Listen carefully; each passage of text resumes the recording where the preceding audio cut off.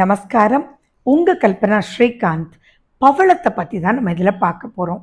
மாங்கல்ய பவளம், தாலி பவளம். இதை நம்ம முன்னோர்கள் ஏன் இந்த பேர் வச்சாங்க? நம்ம முன்னோர்கள் எது செஞ்சாலுமே அதுல ஒரு அர்த்தம் இருக்கும். அந்த மாங்கல்ய பவளம் அப்படின்றது தாலி பலம்னு சொல்லப்பட்டிருக்கு. அவங்க வெறும் பவளம்னு சொல்லல, மாங்கல்ய பவளம்னு சொல்லியிருக்காங்க.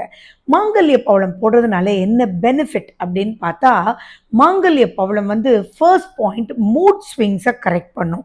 ஸ்ட்ரெஸ் ரிலீவ்டாக இருக்கும். டேக் இட் ஈஸி பாலிசின்றது கொடுக்கும். எதையும் ரொம்ப பெருசா மனசுக்கு எடுத்துட்டு போக விடாது. மனசை ஃப்ரீயா வச்சுக்கும்.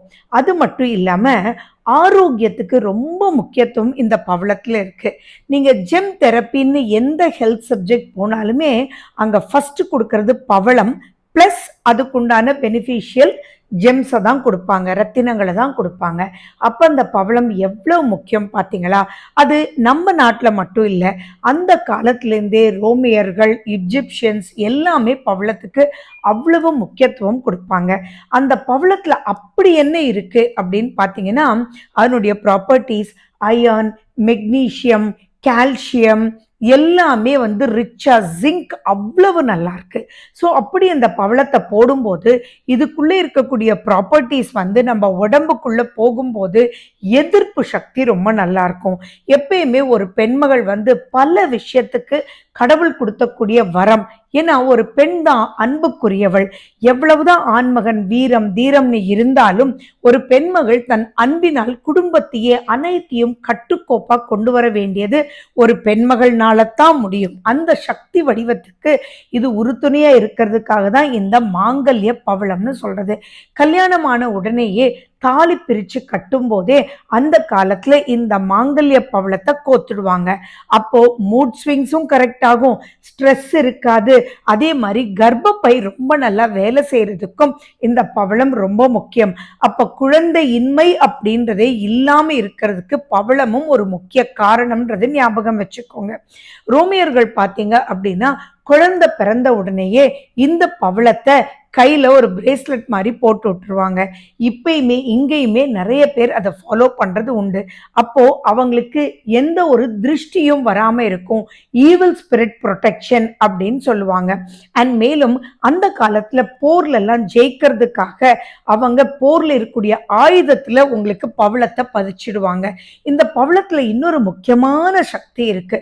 என்ன அப்படின்னா, எதிர்த்த மாதிரி யார் எப்படி வந்தாலும் அதுக்கு தகுந்த வியூகத்தை நம்ம மனசுக்கு சொல்லி அதை வின் பண்ணக்கூடிய ஒரு எலிமெண்ட்டை நமக்கு ஸ்ட்ரென்த்தை கொடுத்துரும். அதனாலதான் உங்களுக்கு போர்ல, கிரீடத்துல இதுல எல்லாம் பாத்தீங்கன்னா அந்த பவளங்கள் வச்சாங்க. ஸோ இந்த பவளத்தை அனைத்து பெண்மகளும் கண்டிப்பா போடணும். இந்த பவளம் எப்படி போடணும், எப்படி செலக்ட் பண்ணும் அப்படின்றதுதான் பாயிண்ட். பவளம் அப்படின்னு சொல்லும் போது இன்னைக்கு நிறைய சிந்தட்டிக் வந்துடுச்சு, டூப்ளிகேட் வந்துடுச்சு. அதெல்லாம் போடுறதுனால ஒரு பலனும் கிடையாது.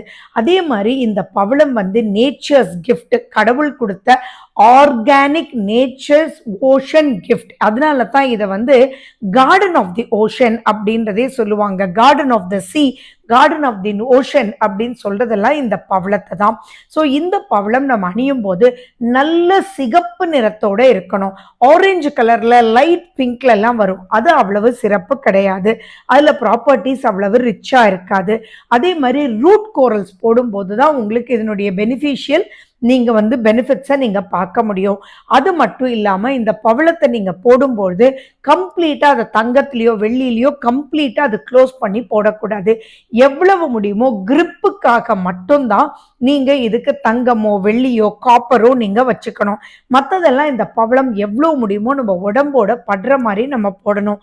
அப்பதான் அதனுடைய பெனிஃபிஷியரி நமக்கு வந்து கிடைக்கும். மேலும் அந்த ஒரிஜினல் ரூட் கோரல்ஸ் நீங்க போடும்போது தான் உங்களுக்கு அந்த பவளம் கரையும். சிலர்லாம் பவளம் போட்டிருப்பாங்க, வருஷக்கணக்கில் கரையவே கரையாது. அது அவ்வளவு நல்ல பவளங்கள் அல்ல. அதே மாதிரி இன்னைக்கு பவளங்கள் நிறைய வந்து கோட்டிங் பண்ணி வருது. அதெல்லாம் வந்து ஒரு யூஸும் கிடையாது. அதே மாதிரி பவளங்கள் வந்து நடுவுல ஒரு ஓட்டை வச்சு அதுக்குள்ள சரடு போடுற மாதிரி போடுவாங்க. அப்ப அந்த ஓட்டை போடும்போது அதுல இருந்து பவுடர் வருது இல்லையா, அந்த பவுடர் எல்லாமே ஹார்டன் பண்ணி அதையும் கலர் ஏத்தி இன்னைக்கு சேல் பாயிண்ட்டுக்கு வருது. அதெல்லாம் வந்து பவுடர்ட் கோரல், அந்த அளவுக்கு அதெல்லாம் ரிசல்ட்ஸ் இருக்காது.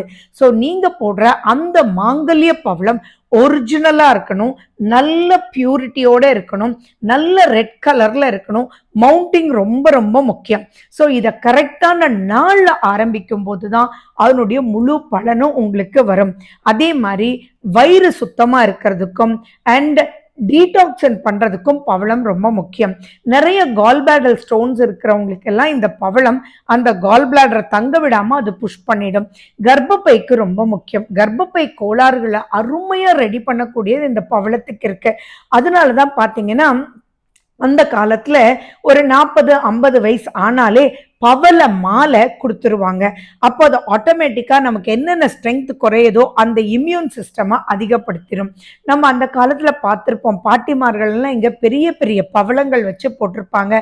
பவள மாலை அணிஞ்சே தான் இருப்பாங்க. அது எதிர்ப்பு சக்தியை கொடுக்கும். அதே மாதிரி ஒரு பெண்மகளுக்கு இது ரொம்ப முக்கியம்னு ஏன் மறுபடியும் மறுபடியும் சொல்றாங்க? பெண்களுக்கும் பவளத்துக்கும் அவ்வளவு முக்கியத்துவம் எதுக்காக அப்படின்னா, பெண் தான் அன்புக்குரியவள். ஒரு பெண் நினைச்சா குடும்பத்தை அவ்வளவு அழகா கொண்டு போக முடியும். அவங்க இதுக்காகவே சித்தரிக்கப்பட்டவங்க. ஸோ அவங்களுக்கு இந்த எனர்ஜி வேணும்ன்றதுனால தான் இந்த பவளத்தை மாங்கல்ய பவளம்னு சொன்னாங்க, தாலி பவளம்னு சொன்னாங்க. எந்த ஒரு பொருளாக இருந்தாலும் சரி, ரத்தினங்கள் முக்கியமா சொல்லணும்னா அது என்னைக்கு ஆரம்பிக்கிறோம் அப்படின்றது ரொம்ப ரொம்ப ரொம்ப ரொம்ப முக்கியம். அந்த ஆரம்பிக்கிற நாள் அது வேலை செய்ய ஆரம்பிக்கும். அது ஒரு ஃபவுண்டேஷன் மாதிரி, அஸ்திவாரம் மாதிரி. ஸோ அந்த மாதிரி இந்த பவளங்கள் போடும்போது உங்களுக்கு உகந்த நாட்கள்ல நீங்க போடுறது ரொம்ப சிறப்பு. அப்படி இல்லைன்னா காரடியான் நோம்பன்னைக்கு போடுறது ரொம்ப சிறப்பு. அதே மாதிரி வரலட்சுமி நோம்பன்னைக்கு போடுறது ரொம்ப சிறப்பு. ஸோ இந்த சுமங்கலி பண்டிகைகள்லாம் நீங்க ஆரம்பிக்கிறது ரொம்ப ரொம்ப சிறப்பு. அண்ட் மேலும் நல்ல கணவன் வாய்ப்பதற்கும் நல்ல எதிர்ப்பு சக்தி இருக்கிறதுக்கும் இந்த பவளம் குழந்தைகள்ல இருந்தே போட்டு வரலாம். இன்னொரு முக்கியமான விஷயம் தெரியுமா? இந்த பவளத்தை லிப்கோரலாகவும் செய்யலாம். அப்போ ஒரு குழந்தை பிறந்த உடனேயே அவங்களுக்கு தாய்ப்பால் கொடுத்த அடுத்த ஒவ்வொரு நிமிஷமும் நீங்க இந்த மாங்கல்ய பவளத்தையே, தாலி பவளத்தையே நீங்க ஒரு லிப்கோரலா செஞ்சுட்டு அதை நீங்க 9 தடவை left side and right side, clockwise and anticlockwise நீங்க பண்ணிட்டு வர வர இந்த எதிர்ப்பு சக்தி அந்த குழந்தைக்கு போயிடும். ஸோ இவ்வளவு அற்புதமான இந்த பவளத்தை எல்லாரும் யூஸ் பண்ணுங்க, காலத்துக்கு யூஸ் பண்ணுங்க. இந்த பவளம் கரையும் போது கண்டிப்பா மாத்திக்கணும். நிறைய பேருக்கு கரைஞ்சு அது ஒண்ணுமே இல்லாம ஜஸ்ட் ஃபிக்ஸ் பண்ண அந்த கம்பியில நிற்கும்.